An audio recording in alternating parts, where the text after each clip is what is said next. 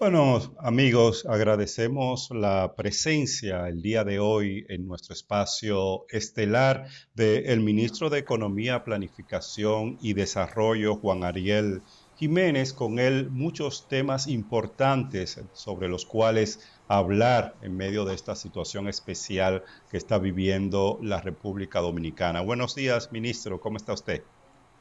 Buenos días, Javier. ¿Me escuchan ahora? Bueno, ahora Sí, sí lo te escuchamos escuchamos bien.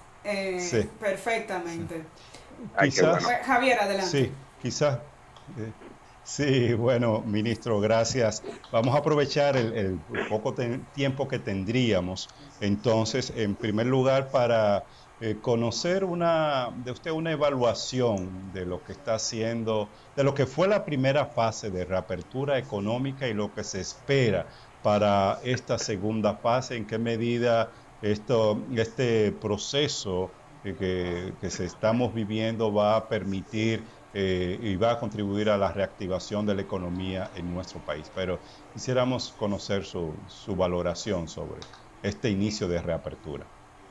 Hace poco más de 2 semanas tuvimos la fase uno en el cual se permitió la incorporación de un mayor número de empresas y de trabajadores. Estamos hablando de 656,000 trabajadores que se le dio permiso para retomar sus labores en los lugares de trabajo. En esta segunda fase en la que nos encontramos, que inició hace 2 días ya, y que se completa un proceso para las microempresas. Las microempresas, que son el gran tejido empresarial, ya pueden operar siempre que no impliquen aglomeración de personas. Un mayor porcentaje de las pequeñas y las medianas y grandes se mantienen en un 50%. Vemos la incorporación de más trabajadores y eso se puede visualizar en las estadísticas que muestran que se han solicitado la reactivación de los contratos de trabajo previamente suspendidos. Más de 125,000 contratos de trabajo se han reactivado en el sector formal. En la informal se está reactivando también, pero no se llevan los registros, obviamente. Y lo más importante es que los indicadores epidemiológicos muestran que a pesar de la incorporación de este número de personas, el número de casos se mantiene bastante controlado y que nuestro número básico de reproducción aún está en niveles que son menos de la mitad de lo que se espera para este tipo de virus. O sea que vamos viendo el equilibrio que buscábamos entre la economía y la salud. Ministro, definitivamente que esta situación va a tener un impacto de cara a las expectativas que tenía el gobierno sobre los resultados finales de la economía para este año 2020. ¿Cuáles son las proyecciones? ¿Qué impacto económico está teniendo el coronavirus sobre nuestro país y cuáles medidas, digamos que extraordinarias, se están tomando para garantizar que el país no entre en un proceso de desequilibrio tal que iniciemos incluso un nuevo gobierno con serias dificultades para salir adelante? Ciertamente, Amelia, ya no podemos esperar el 5% del crecimiento del Producto Interno Bruto, que eran las proyecciones para este año cuando se hicieron a finales del año pasado. Lo que estamos proyectando es que la economía dominicana estaría creciendo entre menos 1% y 1% positivo. O sea, con indicadores preliminares estamos viendo que o pudiera tener un número negativo bastante bajo, del 1%, o algo más cercano al 0%, y eso está muy en línea con lo que habían pronosticado algunos organismos internacionales.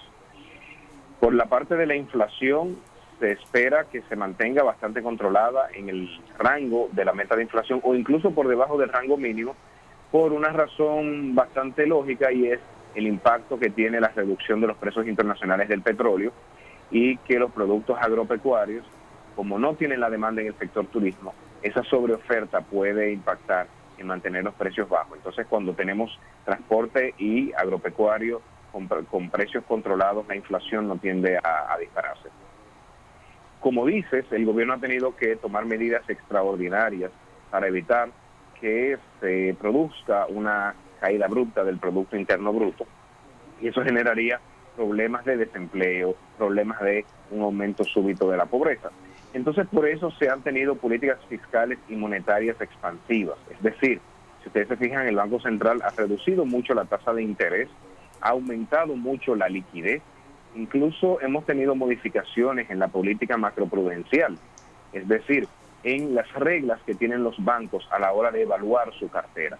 Esto para que los empresarios, incluso las personas, puedan reestructurar sus créditos y que esto no afecte a la banca. Por otro lado, de índole fiscal, un aumento del gasto, como es de esperarse, por eso los programas FASE y Quédate en Casa, para proteger el consumo privado, que es la mayor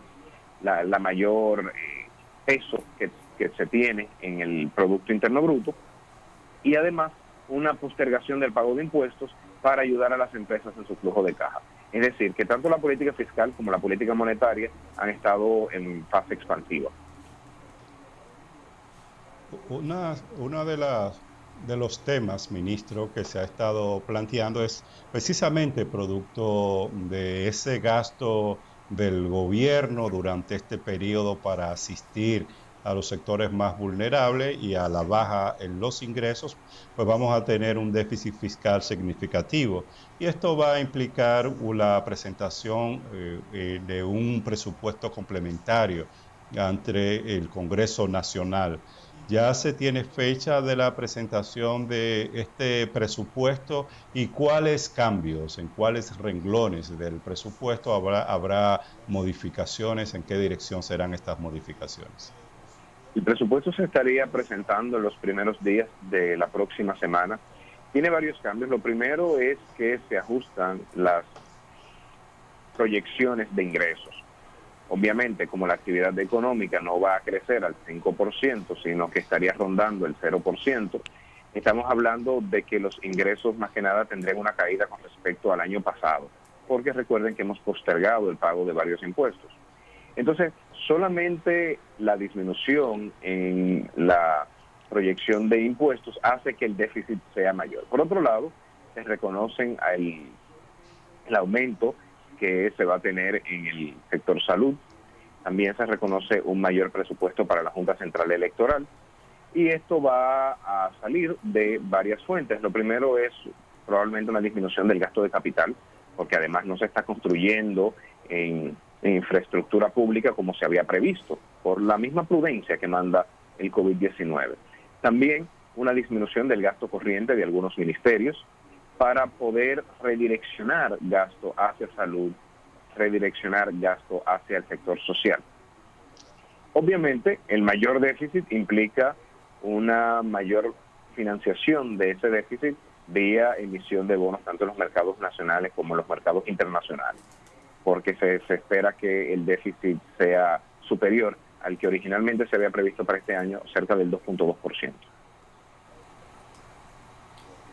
¿Cuáles son las expectativas, ministro, que hay con relación a la tasa de desempleo? Tomando en cuenta que, aunque el gobierno ha tomado algunas medidas, sabemos que algunas industrias y micro y pequeñas empresas se han visto afectadas por el cierre. Hoy en día estamos en fase 2, estamos hablando de 3 meses de limitación de las actividades comerciales, hablo en términos generales. ¿Cuáles son las expectativas con relación a la tasa de desempleo y el impacto que tendría este coronavirus en este renglón específicamente? La expectativa es que aumente el desempleo. Nosotros hemos visto más de 900,000 contratos de trabajo suspendidos hasta el momento, pero se va recuperando paulatinamente.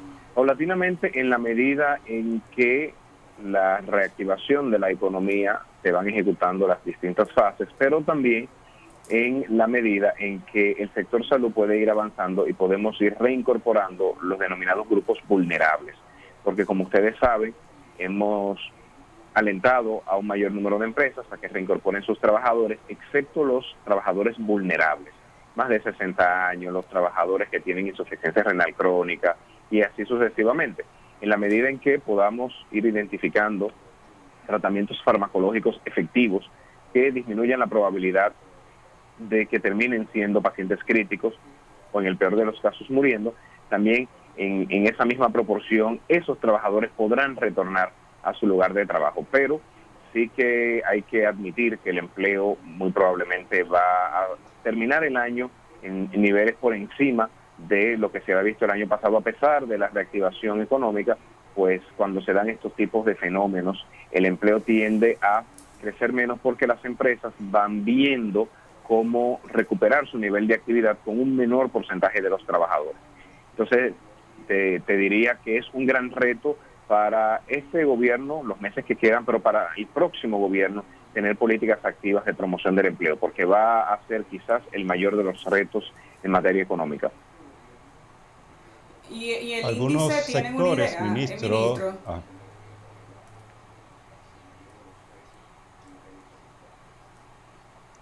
Ministro, el índice de desempleo, ¿sabe más o menos por cuánto rondaría?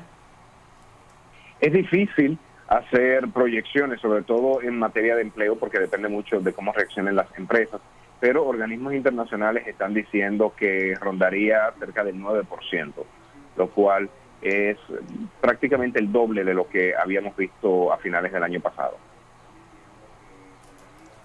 Hay otro de los problemas que distintos sectores han estado viendo con preocupación en medio de esta crisis sanitaria, es el comportamiento de la tasa de cambio de los del precio del dólar, que se ha venido incrementando.